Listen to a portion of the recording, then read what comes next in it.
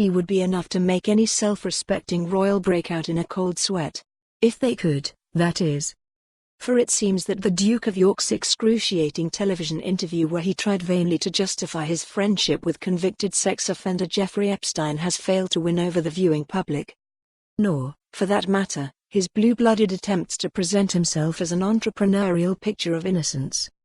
A survey by the respected survey group OnePoll suggests few Britons believe Prince Andrew was telling the truth during his disastrous BBC interview.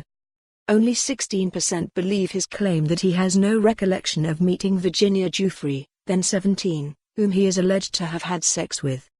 She is the fresh-faced teenager he is pictured with, his arm around her waist, for anyone struggling to remember. The same figure believe his alibi that he was at Pizza Express in Woking when Giuffre, then Virginia Roberts, alleged the incident took place.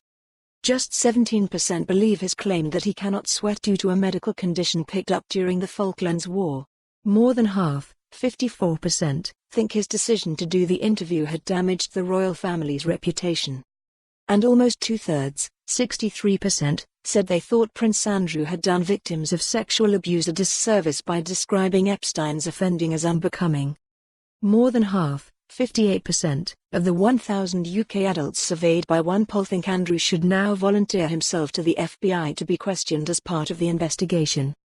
The poll also revealed 63% said they felt sorry for the Queen after the 93-year-old following her son's relationship with the convicted sex offender and his Newsnight interview.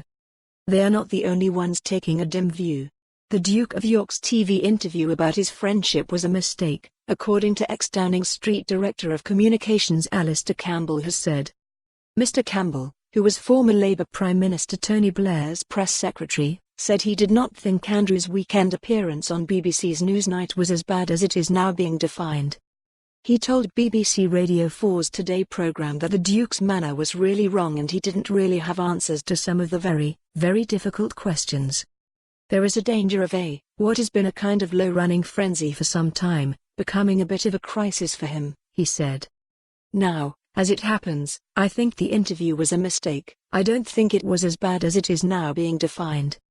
He added, I think there will be some people thinking, is this quite as big a deal as we're being told? But I think it was a mistake, and I think partly because he didn't really have answers to some of the very, very difficult questions, and also I think the manner was really wrong, and often the tone of an interview like that is what counts for people. For more on this story, visit the news article link.